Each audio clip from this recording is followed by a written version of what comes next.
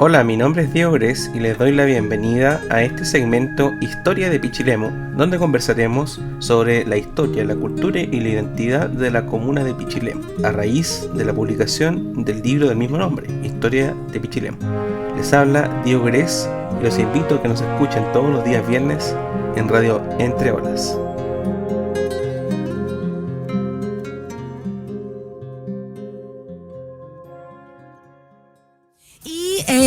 Suena el despertador y ya, vamos otra vez, comenzó un nuevo día.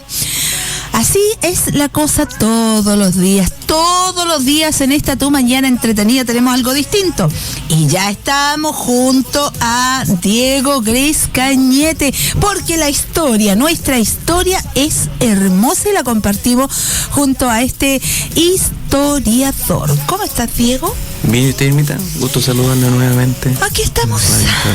Aquí estamos. Hoy el día que amaneció, se decía que iba a haber una llovizna, al parecer fue mucho más temprano de lo que esperábamos. Una llovizna débil que es bastante mojadora igual, ¿ah? Sí, pero rico el clima, sí. A mí me gustan en estos días. A mí también. A mí me gustan los días de lluvia. Me encantan los días cuando llueve. Y igual cuando estas lloviznas débiles son más mojadoras a veces que las otras lluvias, ¿ah? Sí. Oye, Dieguito, me imagino que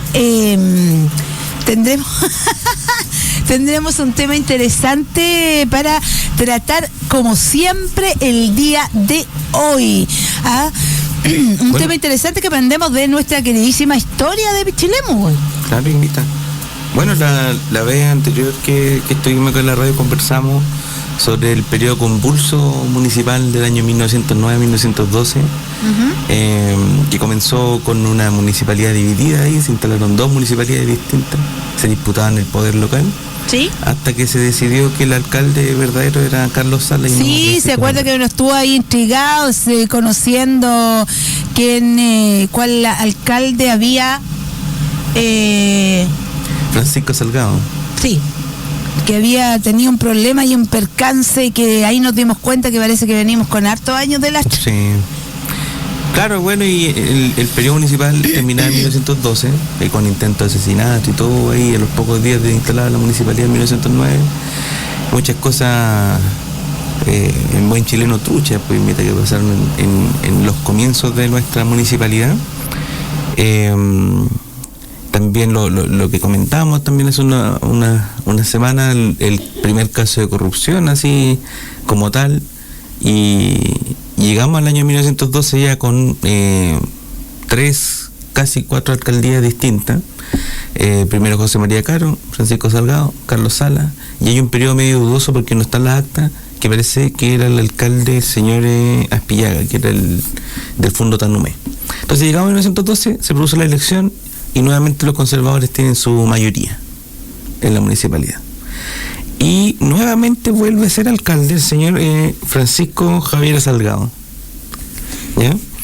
Él fue el que había liderado la revuelta en contra de... entonces desde ahí venimos como los monos porfiados. Claro, pero ahí volvió el tipo, o sea, tenía su... Recordemos que el tipo era bien conflictivo, o sea, llevó a todos los campesinos del Fondo San Antonio de Petrel para intentar tomarse la sala municipal en 1909, o sea, ocupaban todas sus fuerzas para ir en contra de lo que verdaderamente era justo, quizás. Claro. Pero en el año 1912, bueno, el tipo ganaron la elección y volvió a ser alcalde. Pero duró súper poco. Resulta que él asumió el 5 de mayo, pero el 2 de junio él dice que piensa retirarse pronto de la comuna. Mayo, junio. En mayo asumió y en junio él dice que tiene que retirarse. Un mes. Pero verdaderamente duró unos meses más, porque si bien le aceptaron la renuncia, no quisieron designar inmediatamente un alcalde, así que quedó como alcalde hasta el día 22 de septiembre del año 1912. O sea, duró 4 meses de alcalde. Después de que había porfiado tanto para volver. O sea, nosotros tenemos como una historia, no sé cómo indicarla, como repetitiva, como que con ciclos. Sí. Ciclo de historia, porque como que cumplimos un ciclo y volvemos a repetir la historia. Cumplimos un ciclo y volvemos a repetir la historia. Así nos llevamos.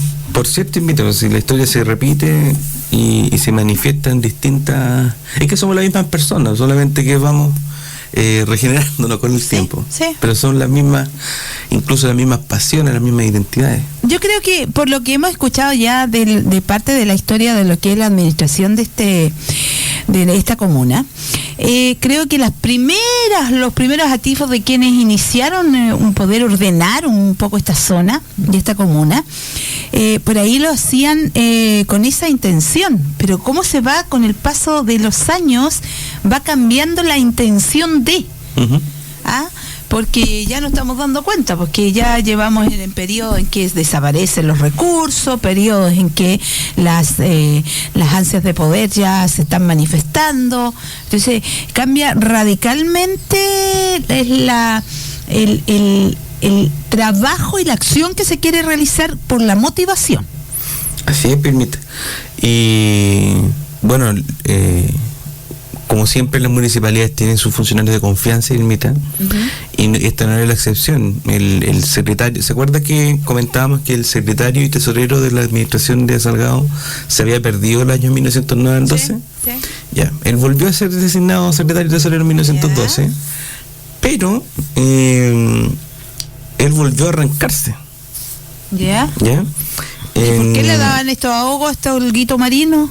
Claro, se le dio el ahogo. El señor Víctor Beltrán, en una nueva inspección de la tesorería, determinó que era responsable del robo de 700 pesos de la municipalidad. ¡Wow! Yeah. Pero el 19 de enero de 1913 la municipalidad acordó eximirlo de responsabilidad hasta que la justicia se pronunciara. Yeah. Pero nunca se supo nada de lo que hizo la justicia. Además, la municipalidad prácticamente no sesionó entre enero de 1913 y 1915, abril. O sea, estuvieron 2 años sin hacer ninguna sesión. Chata, ¿ya? En otros documentos uno puede encontrar ciertas cosas que se hicieron durante la administración del nuevo alcalde, que olvidé mencionar, era José Santos Becerra Lizana. A él le correspondió terminar el periodo 1912-1915. ¿Ya? Pavimentaron algunas veredas de la avenida Ortúzar. Y en la sesión del 8 de diciembre de 1912 ocurrió se da cuenta en la municipalidad de un incidente que causó el cura párroco de Ciruelos, Pacífico Retamal. Él destruyó la carpa de José Pavé en el camino a la localidad de Ciruelos, y en su sermón dominical dedicó unas palabras bastante difamatorias en contra de los concejales. Él era un personaje, este párroco, ¿ah? Sí. Era un personaje porque parece que un carácter bastante fuerte, porque no, si no me equivoco, este no fue el único incidente que tuvo, que después tuvo que retroceder y accionar nuevamente. No fue el único, sin duda. Mire, voy a leer textualmente lo que dice el acta. ¿Ya? Dice, el alcalde Becerra expone que el día 27 de noviembre, a petición del vecino de Ciruelos, José Pavé, se expidió un decreto por la alcaldía en el cual se le concede permiso para establecer bajo Ramada 3 ventas para comida y bebidas sin base alcohólica, sancionándose además con la pena establecida en la ley respectiva de cualquier infracción. Pues bien, este decreto, dictado dentro del más estricto cumplimiento de las disposiciones legales, dice el alcalde Becerra, fue mal recibido por el señor cura párroco don Pacífico Retamal, quien sorprendió a la policía y asociado de varios vecinos hizo destruir a viva fuerza la ramada de Pavé. Esto, como ya lo expresaba, es verdaderamente inaudito, y como si no fuera bastante la atropello a la autoridad cometida por el cura, se permite enviarle 2 cartas. Todo lo que es expresado respecto al atropello constituye un verdadero cúmulo de enormidades que no ha podido dejar pasar en silencio, tanto más cuanto que el cura se ha permitido hace pocos momentos comentar en público y al pie del altar el decreto en referencia, tergiversándolo completamente. El señor Caro, Francisco Caro, el regidor, hijo del primer alcalde y hermano del cardenal, manifiesta indignación y asombro al ver que se haya cambiado tanto lo que ordena el decreto, cómo se comenta tan vilmente solo por ocultar mezquindad y bajeza que por ahora es silencia. Pide el nombramiento de una comisión que investigue estos asuntos que han degenerado en calumnia. O sea, bueno, oye, tenían bueno, como parece que de ahí comenzamos este carácter costino allí, un carácter más fuerte, más firme, con una acción a veces incluso un poquito impulsiva, de lo que vemos a través o se grafica a través de la historia, de lo que se relata, de lo que fue en aquel tiempo. ¿Quién continuó después, Diego? Llegó el 2 de mayo de 1915 Gustavo Silva Pizarro. ¿Cómo era él? Hizo varias obras. Yo creo que una de las más destacadas es la construcción del matadero. Ah, este que está aquí. Sí, ¿Este? Sí, exactamente. Bueno, el señor Silva gobernó la municipalidad durante 9 años, hasta el año 1924. ¿Qué calle está, Diego, la de la paralela esta? Sí. ¿Cómo se llama esa calle? ¿Prieto? Él construyó, que está aquí muy cerquita del estudio de la radio. O sea, ¿desde aquel tiempo viene ese matadero? Sí. Yo pensé que era mucho después. No. Mire. Mira con la sorpresa que me encuentro. Qué buena. Oye, pero ¿cómo? ¿Sabes lo que me llama la atención, don Diego? Es que cómo vemos la formación de Pichilemu en esta parte como central. Y yo encuentro, por ejemplo, el matadero, que está aquí muy cerquita de los estudios de la radio, como tan distanciado. O sea, ahí nos damos cuenta cómo se ha ido expandiendo, digamos, la población. Sí. No, y estamos, cuando comenzábamos los primeros programas... ¿Y era 1900? 1915. Imagínense. Sí, fue el regidor Luis Barahona, que después fue diputado un periodo. ¿Ya? Él propuso en 1915, el 7 de octubre, sesión de la municipalidad, un proyecto para matadero, y se creó una comisión para reunir dinero y concretar la construcción. Después, 3 años después, en 1918, la municipalidad acordó solicitar al Congreso la expropiación de un terreno para la plaza pública. ¿Ya? ¿Ya? ¿Y cuál plaza era? ¿Qué plaza esa? Una plaza pública, pero no era un proyecto. Era la idea. Claro. Era una idea que no. Porque al final la plaza que tuvimos recién salió en los años 60, en el año 67, la plaza Arturo Prat. Perfecto, ¿ya? Sí, o sea, evidentemente fue un proyecto que no prosperó. Bueno. Y volviendo al matadero, el día 1 de marzo, ¿ya?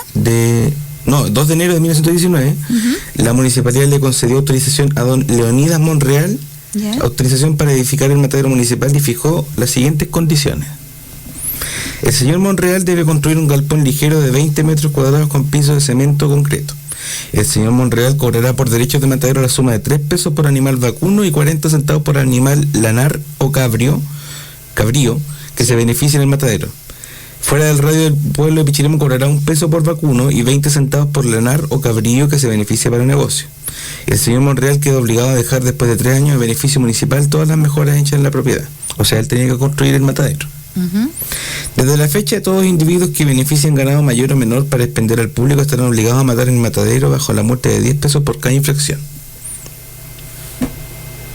Siempre, ¿cómo se llama? Bueno, al final, obviamente que era un negocio, pero un negocio también bastante... que hacía que se ordenara también todo esto, porque me imagino que en aquel tiempo digamos, matar animales lo hacían en cualquier parte. Entonces Exacto. poder ordenar también para una venta, me imagino, también más ordenada. Y con mayores condiciones higiénicas. Correcto. Sí. ¿Quién viene después, don Diego? No, pero sigue él por 9 años. ¿Ya? Fue uno de los periodos largos, porque... Sí, fue uno de los alcaldes que más tiempo estuvo. Sí. Pero siguiendo con lo del matadero, bueno, en 1909 inició la construcción el señor Monreal, Leonidas Monreal, pero en 1921 se le revocó la concesión. ¿Ya? Jesús Jiménez le pidió esto al municipio porque Monreal era empleado municipal. La solicitud la aprobaron y la concesión le fue otorgada al mismo señor Jiménez por el resto del año 1921, con la condición de que entregara el matadero terminado, retocado y tener un carretón higiénico para el acarreo a domicilio de los animales que se benefician en el matadero. Entonces se estableció también una multa de 5 pesos para quienes no usaran el carretón higiénico para el acarreo de animales. Buenísimo. Sí, pero también hubo otros avances durante el periodo de Silva, que conviene mencionarlos. Por ejemplo, bueno, en 1918 se compraron los terrenos, primero uno de 30 metros por 40 para destinarlo a cuartel de policía y para el matadero. Ahí fue la compra del terreno. ¿Entonces quedaba acá el cuartel de policía? No, eran 2 terrenos. 2 terrenos distintos, sí. Pero para esa... Sí, el del matadero es ese, pero el otro no lo he situado todavía. Podríamos buscar la escritura. Ah, interesante. ¿Dónde está el primer cuartel de policía? Buenísimo. Oye, Dieguito, antes que continuemos con la historia, porque vienen muchísimos más, antes de continuar con esta historia, debemos contar, porque usted nos dirá, bueno, ¿y de dónde están sacando todos estos datos? Usted que nos está escuchando. Bueno, del libro Historias de Pichilemu, de don Diego Grace. Don Diego Grace es el que nos está contando esta parte de esta historia, que usted cuando le digan, oye, ¿cómo era Pichilemu antiguamente? Hoy sí, mira, hubieron tanto alcalde, uno de los que más duró 9 años, ¿sabes? Que él hizo esto otro, o aquí había un matadero, ¿sabe qué? Pichilemu para ordenar, y ya vas a conocer parte de esta historia a través de este libro Historia de Pichilemu. ¿Dónde lo encuentran, Diego? Bueno, en la librería que leo ahí en el paseo Ortúzar, frente a la Copec, están los kioscos del centro, el kiosco de Huitoño y Pedro Huerta, sí. En Ortúzar como en Aníbal Pinto. También lo pueden encontrar en Cawil, en la tienda Gaviota Home, y por cierto que en internet también lo pueden comprar en Mercado Libre y en la tienda Busca Libre, que hace el envío a todo el mundo. Busca Libre. Busca Libre. Busca Libre, en esa página, Busca Libre, Historias de Pichilemu, de Diego Grace, y ahí llena todos sus datos, lo cancela y le llega a su domicilio, que es, para usted que nos está escuchando, la señal online, aproveche, porque estos libros son ediciones limitadas, no hay, así como que van a haber 3, 4, 5, 6, 7, 8, entonces en este momento hay una cantidad, se termina esa cantidad, y ahí va a quedar sin su historia de Pichilemu, que está bastante atractiva. ¿Quién viene después? Pero sigamos con el periodo de Silva, Irmita. Sí, pero un poquito más, porque el resto cada uno lo tiene que leer en el libro. Es que hubo cosas muy importantes en el periodo de Silva. ¿Sí? Sí. Pero nos deje intrigados con alguna. No, mire, se nombró, por ejemplo, el primer médico comunal, que fue Joaquín Brown, el señor que venía de Pumanqui, pero él renuncia en 1922. Esta renuncia no se la aceptó, pero igual mantuvieron contratado el servicio hasta que hubo la epidemia de viruela, que también lo comentamos antes. Sí, me acuerdo que... Sí. Y justamente cuando este tipo deja de venir... Un médico venir, imagínate, para la población, ¿y qué pasa si te enfermáis a mitad? Ahí nomás. No había nada aquí. O sea, solamente la gente que, por ejemplo, había un señor que se dedicaba a sacar los dientes y lo hacían tirando con un caballo. ¿Perdón? Las muelas. Las amarraban, ¿no? Ya. Y con un caballo las tiraban. ¿Me estáis? Oh. Eso está en los escritos ahí de Carlos Rojas, de comienzo del siglo XX. Y eso que la anestesia duele, imagínate. Sí. Ya. Y bueno, otro tema importante que se solicitó la concesión del alumbrado eléctrico, hizo una propuesta don Alfonso Pulgar, pero la municipalidad no la aprobó en su momento. ¿Cómo alumbrado eléctrico pero recordemos que antes no había alumbrado. Sí, obvio, pero lo que yo me refiero es que me recordé inmediatamente cuando usted dijo, me acordé de este señor que daba la luz una cantidad de horas y después la cortaba. Claro. Hasta las 12 parece que las daba. No, hasta las 10. 10 de la noche tenía luz. Ya la camita con vela. Sí. Claro, pero realmente la concesión de luz se dio en unos periodos más adelante, por ahí por el 27, 28, que también lo vamos a recordar. Lo propuso, pero no se llevó a fin hasta varios años después, sí. Correcto. Porque, bueno, era un proceso, tenía que solicitarse al gobierno que se dictara un decreto que se le da la concesión al municipio. Y el municipio se lo entregaba a esa otra persona. No, y usted debe recordar, señora, como lo hemos planteado ya en varios capítulos, que un documento para que llegara a la central era harto tiempo. Imagínese, sí. A caballo había que ir con toda la documentación, y después que llegara el documento lo hicieran, lo recepcionaran, lo analizaran, lo contestaran, llegara la respuesta, ahí teníamos. Imagínate que ahora que todo es digital, igual es difícil sacar un trámite. Sí, también. Es inmediato. Claro, esto nos demoramos días hasta meses en aquel tiempo, ahora nos podemos demorar días también y semanas. En 1924 asume el alcalde Luis Barahona Fornés. Él era hijo del señor Barahona, propietario del fondo Nilahue Barahona en Pumanqui. Sí. Era gente que tenía varias tierras y también fueron por ahí administradores de lo que fue el fondo Alto Colorado. ¿Ya? Él es abuelo de Belisario Velasco, del que fue ministro del Interior de Bachelet. El de Belisario Velasco que... Sí. ¡Wow! ¿Qué es lo que era? Fue alcalde de Pichilemu. Sí, no, pero de don Belisario Velasco, ¿qué es lo que era? Ministro de Bachelet. Sí, pero que era del... Nieto. ¿Nieto? Nieto. Oye, imagina, mira el nexo, el nexo que nos encontramos. Sí. Buenísimo. Y este caballero, bueno, fue regidor en algunos periodos, y en el año 24 él asume como primer alcalde de Pichilemu. ¿Ya? Sí.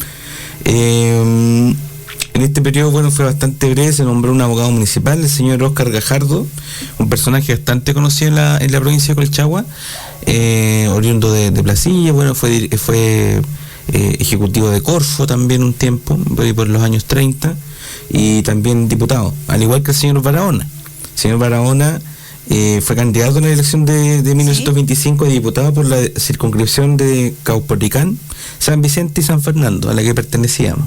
Ajá. ¿Ya? Y fue electo, así que él dejó el cargo de alcalde. Él renunció el día 24 de diciembre del 25. Correcto.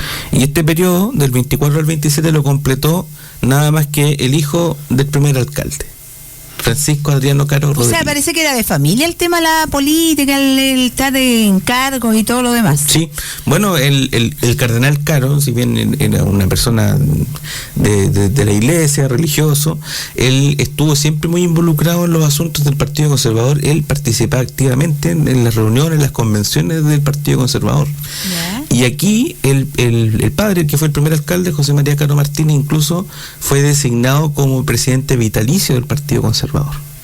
Buenísimo. Por cierto, que el hijo, el hijo que estuvo más involucrado en temas políticos, en locales, Francisco Adriano Caro, él también siguió, digamos, esa senda. Ajá. Pero también el otro hijo de la familia Caro Rodríguez, ¿Sí? Pedro Pascual Caro, él fue abogado y también se desempeñó en distintas posiciones en otros lugares, ¿sí? Él se asentó después en la ciudad de Rancagua y fue juez de varias, digamos, localidades. Buenísima.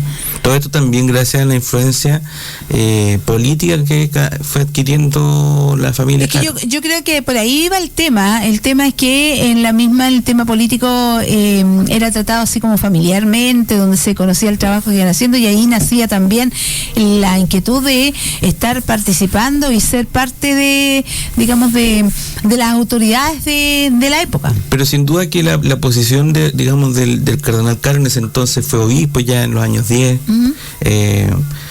Fue dándole un poco más de importancia ahí a esta familia, no solo a nivel local, sino que también en otras latitudes. Así también es. De nuestro país. Así es. Pero bueno, el periodo de Francisco Adriano Caro fue bastante breve, fue alrededor de un año y medio prácticamente, que estuvo al mando de la alcaldía de Pichilemu. Uh-huh. Y un tema importante fue que durante este periodo se dio la inauguración del ramal San Fernando Pichilemu hasta Pichilemu. ¿Ya? ¿Del tren? Sí, llegó hasta Pichilemu el 6 de enero, si no me equivoco, el ¿ya? 5 de enero de 1926. ¡Wow! Y él estuvo en ese primer viaje que se hizo desde San Fernando hasta Pichilemu. Ahí estuvo Francisco Caro Rodríguez. Sí, pero también estuvo la señora Córdoba, sí, la señora Córdoba, que me decía que tenía 11 años. Uh-huh. Cuando ella viajó con su padre en el primer viaje que hizo el tren, que cuando llegó a Pichilemu, me contaba que ella había estado en ese viaje, lo recordaba muy bien, tuve el gusto de conversar con ella, lo recordaba muy bien porque ella... a pesar de tener 11 años, nos contaba un poquito cómo eran, como él dice que habían 2 clases en el tren. Una clase que era como unas, ¿cómo se llama? Asientos, como de felpa, así, con tela y todo, y los otros eran de madera, uh-huh. que era la segunda clase, digamos.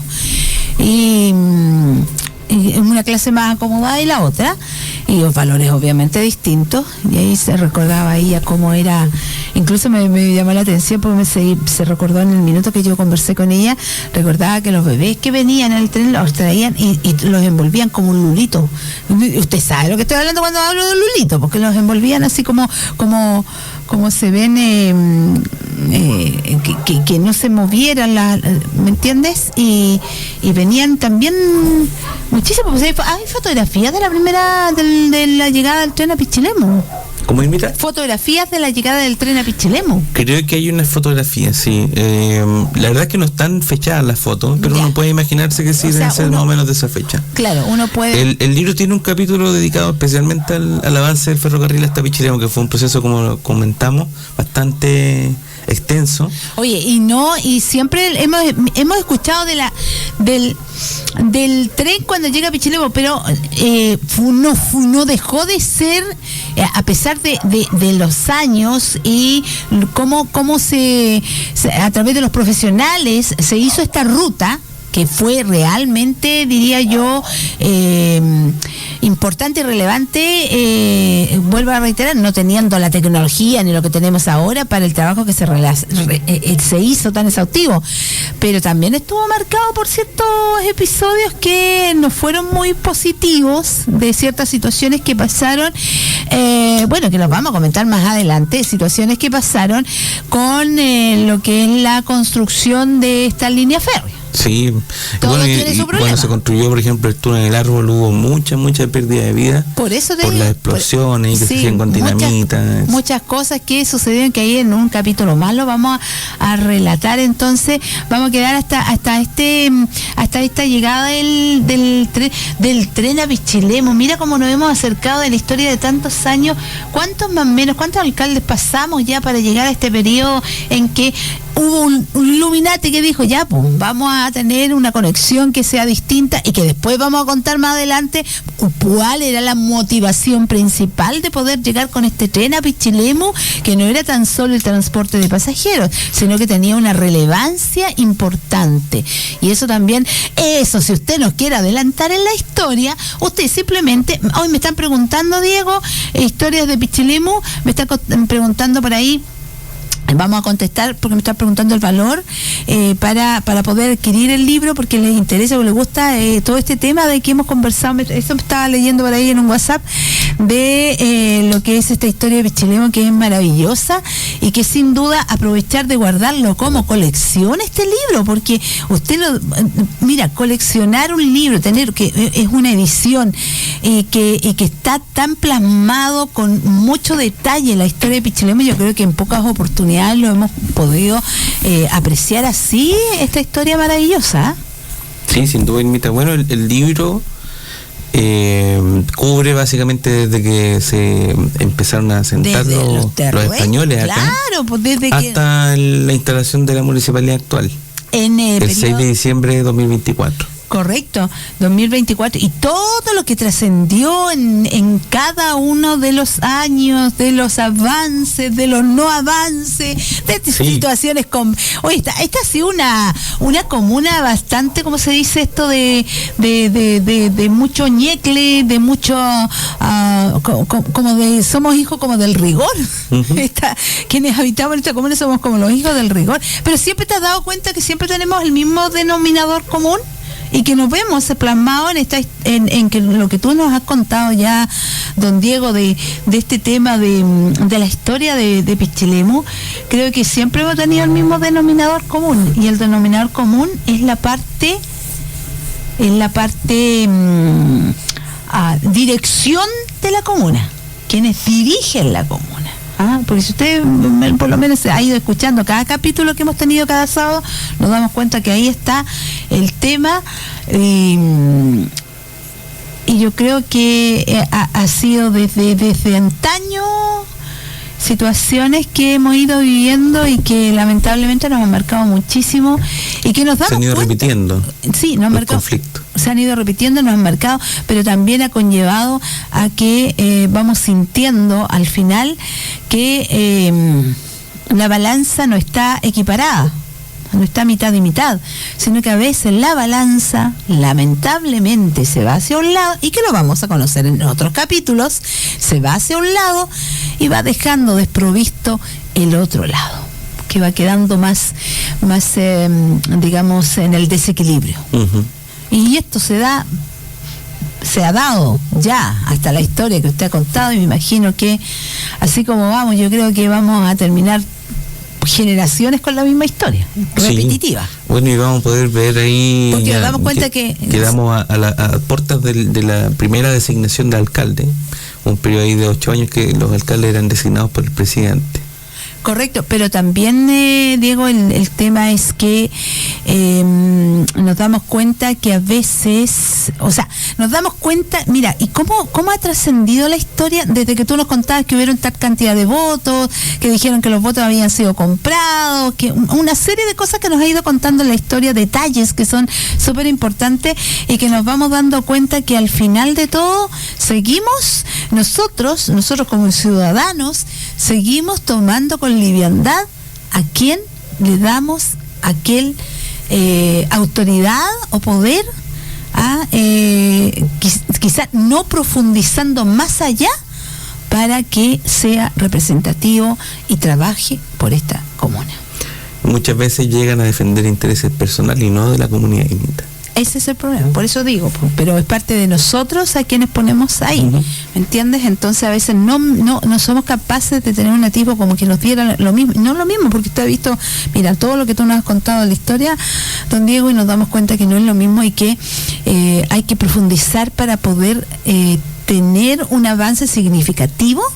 Hay que profundizar cuando sea el periodo en que vemos muchísimas personas con un discurso muy, muy hermoso, y que quisiéramos que se plasmara 100%, pero lamentablemente nos damos cuenta que tras una elección vamos viendo como que va este sí, este no, este sí, este no. Entonces ahí ya la cosa cambia completamente. Otra cosa es con guitarra, pero también hay que ser responsable de las palabras. Correcto. Oye, buen tema, don Diego, analizar. Yo me gustaría de repente analizar lo que se dijo en un periodo y lo que terminamos después. O sea, del inicio antes, cuando estábamos recién recorriendo y visitando a medio mundo, hasta que llegamos al último día y poder cotejar qué fue la realidad, cuánto fue la realidad. Sería interesante, ¿eh? Sí, interesante sin duda. Recordemos quiénes fueron los alcaldes Irmita hasta este periodo que llegamos, hasta este que está súper interesante, porque ya nos ponemos, yo diría que con este dato que nos da del tren es como el dato de, como que ya llegamos, como diciendo, casi a la actualidad. Sí, pero imaginen que hace cerca de 40 años que no tenemos tren para Irmita. Mire, primer alcalde, José María Cano Martínez, 1894-1905. De 1905 a 1909 estuvo Francisco Javier Asalgado. 1909-1912, Carlos Salas. 1912 a 1912 también, porque duró un par de meses, Francisco Asalgado. Desde 1912 a 1915, José Santos Becerra. 1915 a 1924, Gustavo Silva. Y de 1924 a 1925, Luis Barahona Fornés. El último de este periodo, digamos, de elecciones entre comillas democráticas, era Francisco Adriano Caro Rodríguez. O sea, digo entre comillas democrática, porque es un sistema muy distinto al que tenemos actualmente. Oye, como que tuvimos una delegación de Caro Rodríguez por ahí, como que desde los inicios hemos tenido por ahí cada cierto tiempo a tipo de personas que llevan ese apellido tan relevante e importante también y tan reconocido en nuestra comuna, sin duda alguna. Recuerde, Irmita, que Francisco Adriano fue también el primer comandante de policía en 1894. Buenísimo. En calidad de interino, sí, porque lo designó el papá como alcalde, o sea, como comandante. O sea, ya, se ponía a trabajar. Sí. Vamos, ya. Bueno, así va conociendo parte de la historia, pues, de este libro de don Diego Gres Cañete, que se llama Historia de Pichilemu. ¿Dónde lo pueden encontrar?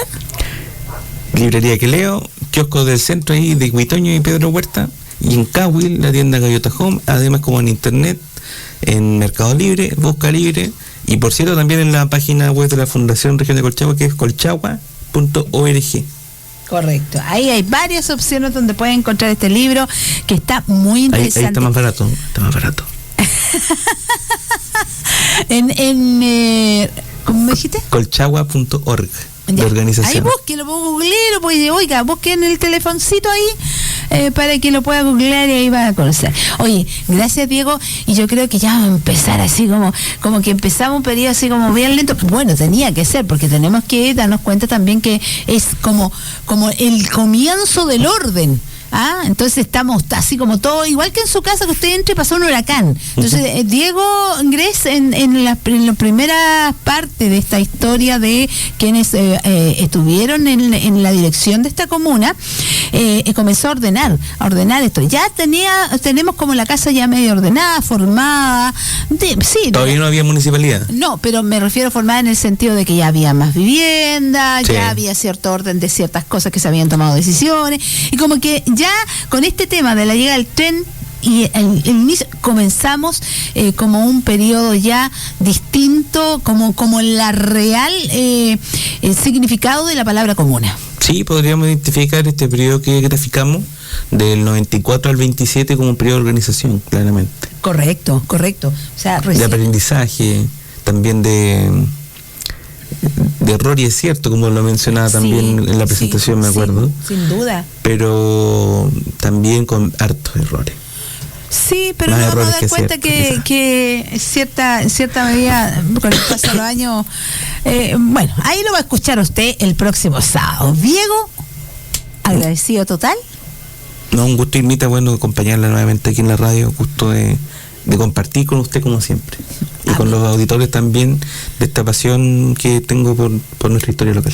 Sí, pues es importante que todos tengamos también esa pasión por nuestra historia, porque, como siempre lo decimos, por don Diego, sin pasado no hay presente, ni futuro. Ni futuro. Gracias a usted por su sintonía. Nos despedimos y por supuesto nos reencontraremos, Dios mediante, el próximo lunes. Que estén muy bien, que pasen un excelente fin de semana. Antes de despedirme, quiero agradecer infinitamente y realmente desde mi corazón y como familia, el que usted nos haya acompañado en este momento dificilísimo de la partida de, yo digo mi sobrino, pero como yo le digo hijo, a Naim Alejandro Reidenbach Nasser. Agradecerle a todos y cada uno de ustedes. Sin duda alguna que cada una de sus palabras la tengo muy, muy atesorada. Y cada uno de esos fuertes abrazos también han sido importantes, porque han sido como el sostén, el poder mantenerte en pie. Fue, es y será muy difícil. Y todo yo lo grafico, Diego, lo grafico como un estallido en un minuto, así como ¡paf! Y todavía están las partículas en el aire, y que todo tiene que ir decantando poco a poco, pero también gracias a ese cariño que sentimos, a esa compañía, a esos minutos que usted dedicó, a esas palabras que usted dedicó también hacia nuestra familia, sin duda también ha conllevado a poder mantenernos en pie.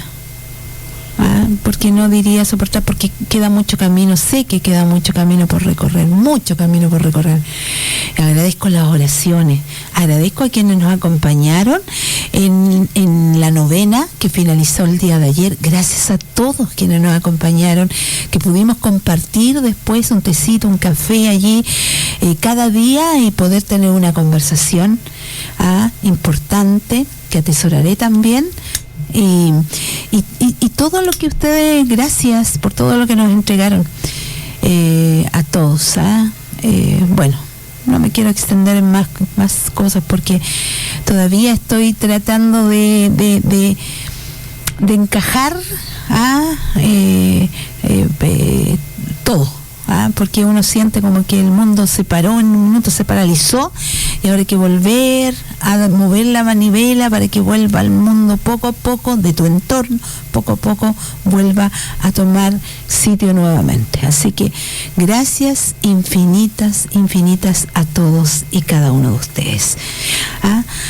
Eso es, y que nos reencontramos el próximo, entre paréntesis allí, me acabo de recordar que los retos mortales de estos dos pequeños, estos pequeños y la abuela y mamá que fallecieron en el incendio, de hace un tiempo atrás ya llegaron ahí esos restos mortales a nuestra comuna de Pichilemu, están siendo velados en la pista municipal.